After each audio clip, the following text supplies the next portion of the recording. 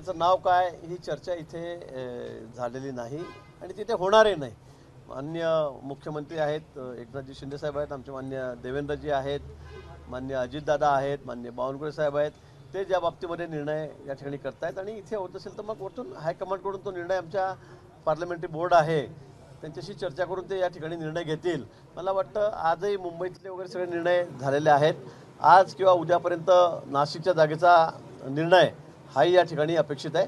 पण आज आम्ही सगळे पक्षीय नेते पदाधिकारी या ठिकाणी बसलो होतो आणि यातून पुढची रणनीती कशी राहील, म्हणजे परवा आम्हाला फॉर्म भरायचा आहे, 3 तारीख शेवटची आहे, उद्याची सुटी 1 मेची, म्हणजे 2 दिवस आता फॉर्म भरायला राहिलेले आहेत.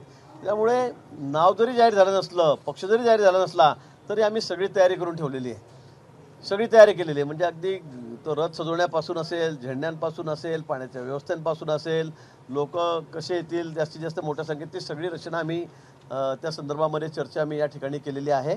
अतिशय मोठ्या संख्येमध्ये दिंडोरी आणि नाशिक या दोन्ही लोकसभा मतदारसंघातून कार्यकर्ते, मला वाटतं खूप रेकॉर्ड ब्रेक गर्दी ही 2 तारखेला नाशिक शहरामध्ये त्या ठिकाणी होईल आणि आम्ही अतिशय वाजत गाजत उत्साहामध्ये आम्ही हा फॉर्म त्या ठिकाणी भरू. उमेदवारी जर समजा आधी घोषित झाली असती तर थोडासा वेळ मिळाला असता वातावरण निर्मितीला असं वाटतंय. नाही, ठीक आहे, थोडा उशीर झालेला आहे, पण त्यामुळे काही फरक पडेल असं नाही आहे. आमच्याकडे संघटनात्मक काम अतिशय उत्कृष्ट आहे. आपल्याला माहिती आहे, आम्ही एकेका विधानसभा मतदारसंघामध्ये 25,000 कार्यकर्त्याची टीम आमची तयार आहे. म्हणजे अगदी 50 प्रमुखापासून, ग्रुप प्रमुखापासून, वॉरियर असेल, सुपर वॉरियर असेल, वेगवेगळ्या आघाडीचे प्रमुख आहेत, पदाधिकारी आहेत, सगळी 25,000 कार्यकर्त्याची टीम आमच्याकडे एका फोनवर त्या ठिकाणी तयार असते. त्यामुळे आता आमची तयारी नाही का नाव कोणाचं होईल, नावाला आमच्याकडे काही महत्त्व नाही. नाव कुणाचंही येऊ द्या, पण आम्ही सगळे महायुतीचं काम करणार आहोत. पक्ष कुठलाही आला, नाव कुणाचं उमेदवाराचं आलं तरी आमचं शेवटी अंतिम हेतू जो आहे उद्याचा, हे निवडणूक जिंकणं आहे. गेल्या वेळेपेक्षा सुद्धा दोन्ही मतदारसंघामध्ये, नाशिक आणि दिंडोरीमध्ये आम्ही अधिक मताधिक्य या ठिकाणी घेऊ आणि दोन्ही जागा निवडून आणून आम्ही दिल्लीला पाठवू. मोदीजींना जे 400 पारचं आमचं स्वप्न दाखवलेलं आहे, बघितलेलं आहे आम्ही सगळ्यांनी, ते आम्हाला पूर्ण करायचं आहे. त्यासाठी आमची सगळी ही रचना चाललेली आहे.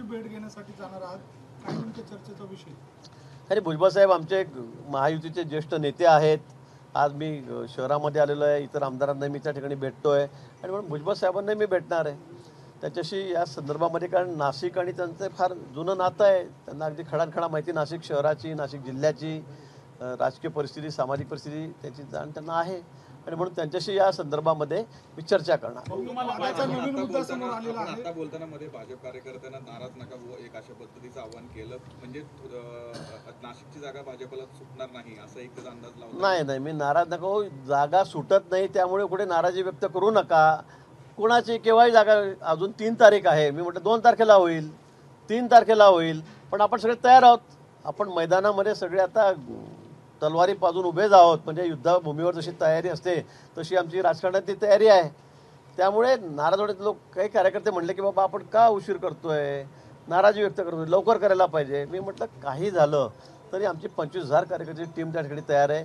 लोकांच्या मनामध्ये मोदीजीच आहेत, सगळ्यांनी ठरवलेलं आहे मोदींनाच पंतप्रधान करायचं आहे, त्यांना मोठं बहुमत आपल्याला द्यायचं आहे. त्यामुळे मी म्हटलं नाराजी व्यक्त करण्याची गरज नाही, असा तो आशय होता. भाजपचे संकटमोचक म्हणून ओळख आहे. आता नाशिकचा तिढा सोडण्यासाठी आज सकाळपासून तुम्ही आला, शांतिगिरी महाराजांची भेट असेल, तिन्ही पक्षांच्या बैठक असेल, थोडं काढण्यात तुम्हाला यश मिळेल वाटतं? नाही, मी तुम्हाला सांगितलं की दोन्ही जागा या आम्हीच जिंकू, तेच त्याचं यश आहे. आम्ही तिन्ही जागा, काही झालं तरी या दोन्ही जागा, मी सांगितलं मागच्या वेळेला सुद्धा उत्तर महाराष्ट्राच्या 8च्या 8 जागा ह्या आम्ही जिंकलेल्या होत्या. त्यावेळेला भाजप सेनेची युती होती, 2 जागा सेनेच्या होत्या, 6 जागा आमच्या होत्या भाजपच्या. आम्ही 8च्या 8 जागा जिंकलो होतो. आजही तीच परिस्थिती आहे. त्यामुळे मी पुन्हा सांगेल की या 8च्या 8 जागा ही महायुतीच त्या ठिकाणी जिंकेल. संजय राऊत म्हणतायत पण की उमेदवार ठरत नाही, आमचा विजय हा निश्चित आहे, गद्दार उमेदवार हवा अशी त्यांची अपेक्षा आहे. आता मी काय कोणाबद्दल काय बोलावं, संजय राऊताबद्दल काय बोलावं आपण? त्यांना म्हणा निवडणूक होतील, निवडणुकीचे निकाल येतील, त्यावेळेला आपण त्यांच्याशी बोलू कोण गद्दार आहे कोण वफादार आहे म्हणून. या मिनिटापर्यंत भाजपचा दावा आहे का, अद्यापही आपला दावा असणार आहे का? मला वाटतं हा सगळा निर्णय आमचे दिल्लीचे जे सगळे पक्षश्रेष्ठी आहेत ते त्या संदर्भामध्ये निर्णय घेतील. आमच्यामध्ये जागांचं काही वाटाघाटी आहे की यांना इतक्या, त्यांना तितक्या, त्यांना तितक्या आहेत. त्या संदर्भामध्ये कुठली जागा कुणाला, एखादी इकडे होईल, तिकडे होईल, नाशिकची मुंबईला होईल, मुंबईची नाशिकला होईल, तिकडची साताऱ्याला होईल, तिकडची, असं होऊ शकतं. त्यामुळे आज हे सांगणं मला कठीण आहे की इथली जागा आता कुणाला मिळेल. पण या संदर्भामध्ये निश्चित मला वाटतं आज किंवा फार फार तर उद्यापर्यंत, सकाळपर्यंत, दुपारपर्यंत हा निर्णय होईल. आज बावनकुळे पण येत आहेत नाशिकमध्ये. मागच्या अनेक वर्षांपासून खरं तर आपण राजकारणामध्ये काम करत आहे. इतक्या नाशिकवरच्या जागेसंदर्भात अडचण का आली, का म्हणजे काय कारण वाटतात आपल्याला? नाही, मी आपल्याला तेच सांगितलं की आमचे 3 पक्ष आहेत, 4 पक्ष आहेत, जानकरांना जागा दिली, 4 पक्ष आहेत. तर त्याच्यामध्ये वाटाघाटीमध्ये कोणती जागा कुणाला, कोणी किती जागा घ्याव्यात, या संदर्भामध्ये आमची चर्चा सुरूच आहे. तर त्यामुळे इथे अडचण आहे अशातला कुठलाही भाग नाही. फक्त ठाण्याची जागा असेल, दक्षिण मुंबईची जागा असेल, त्या आज जाहीर झालेल्या आहेत. नाशिक जागा असेल, 5-6 जागा अशा आहेत की त्यावर मग कोणती जागा घ्यावी या संदर्भामध्ये आमच्याकडे चर्चा सुरू होती. आज मला वाटतं अंतिम स्वरूप त्याला देण्यात आलेलं आहे. मुंबईच्या जागा जाहीर झालेल्या आहेत. मला वाटतं उद्यापर्यंत नाशिकची जागा या ठिकाणी जाहीर होईल. आणि जाहीर झाल्याबरोबर आम्ही सर्व पक्ष एक दिलाने, एक मताने, जे आमच्या महायुतीतले घटक आहेत ते सगळे आम्ही अतिशय ताकदीने या निवडणुकीमध्ये उतरू आणि दोन्ही जागा नाशिक जिल्ह्यातल्या या महायुतीच्या पार्ट्यामध्ये ठिकाणी पडलेल्या आपल्याला दिसतील. दक्षिण मुंबईची जागा पण शिवसेनेकडे गेलेली आहे. तर शिवसेनेकडे मुंबईच्या 2 जागा गेलेल्या आहेत. त्यामुळे नाशिकची जागा देखील शिवसेनेकडे. मी ते सांगितलं की मला या सांगता येणार नाही, कारण मी त्या निर्णय प्रक्रियेमध्ये नाही आहे. त्या बाबतीमध्ये देवेंद्रजी आहेत, मुख्यमंत्री महोदय एकनाथजी आहेत, अजितदादा आहेत, ते या संदर्भामध्ये चर्चा करत आहेत. बावनकुळे जे आहेत ते पण आहेत. आणि यांच्यात चर्चा झाल्यावर शेवटी वरती पक्षश्रेष्ठी आहेत आमचे. निवडणुकीचे आरोप प्रत्यारोप सुरू असताना यामध्ये आता अमित शहा असतील किंवा नरेंद्र मोदी असतील यांच्या संदर्भातले बनावट व्हिडिओ किंवा AIचे व्हिडिओचा वापर केला जातोय. यावरनं मोठी टीका होत आहे. कसं बघता आपण याच्याकडे? काय मी समजलो नाही. अमित शहा असतील, त्यांचा बनावट व्हिडिओ या दरम्यान बनवण्यात आलेला आहे. निवडणुकीच्या काळामध्ये AI ही जी प्रणाली आहे तिच्या माध्यमातून नरेंद्र मोदींचे अनेक व्हिडिओ बनवले जात आहेत. एकूणच नवीन हा सगळा प्रकार आहे. सगळ्या इतक्या ॲडव्हान्स टेक्नॉलॉजी आता या क्षेत्रामध्ये चाललेल्या आहेत. त्यामुळे काहीतरी डमी भाषण दाखवायचं, डमी पोस्ट तयार करायच्यात, हे सर्रास चाललेलं आहे. आणि म्हणून त्या बाबतीमध्ये मला असं वाटतं की तक्रारी दाखल झालेली आहे देशातल्या गृह खात्याकडे, त्यांच्या माध्यमातून, अमित भाईच्या खात्याच्या माध्यमातून त्याची चौकशी सुरू आहे. पण आजकाल सगळं जेवढी टेक्नॉलॉजी पुढे चाललेली आहे त्याचा जसा फायदा आहे तसा गैरफायदा अनेक लोक घेत आहेत. त्याचा दुरुपयोग कसा करायचा हे त्या ठिकाणी झालं. त्याचंच एक उदाहरण आहे. आणि म्हणून मला वाटतं या बाबतीमध्ये चौकशी होऊन आता काय गोष्टीत किती तथ्य ते समोर येईल. उद्धव ठाकरे आणि देवेंद्र फडणवीस यांच्यामध्ये एकमेकांवर टीका करत असताना अत्यंत वेगळ्या शब्दांचा वापर करून टीका होते. एकूणच हा सगळा राजकीय बदलाचं हे सगळं संकेत म्हणायचे का? वेगळ्या पद्धतीने मी तेच म्हटलं, ज्या वेळेला उद्धवजी परवा एक 5-7-8 दिवसापूर्वी ज्या भाषेवर त्यांनी भाजपची व्याख्या सांगितली होती, आता मी तो प्रोडक्ट शब्द घेणार नाही, कारण तो तुम्ही दाखवत नाही, त्याच्यावर तुम्ही व्हीप करतात. आणि म्हणून वारंवार कुठल्यातरी अश्लील भाषेमध्ये म्हणजे राजकारणाचा स्तर किती खाली चाललेला आहे. खरं म्हणजे उद्धवजी सरकारकडून तर मला ही अपेक्षाही नव्हती की अशा शब्दामध्ये ते काही बोलतील.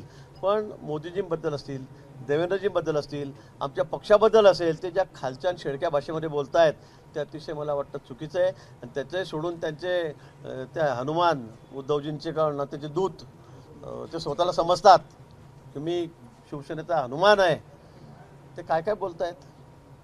हनुमानजी कधी अशी भाषा बोलत नव्हते.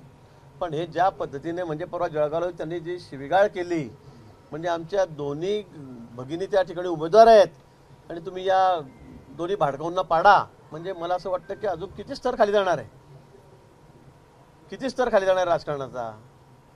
पण मला असं वाटतं की दिवसेंदिवस चालणंच वाढतच चाललेलं आहे. आणि म्हणून मला वाटतं की संयम सगळ्यांनी ठेवला पाहिजे.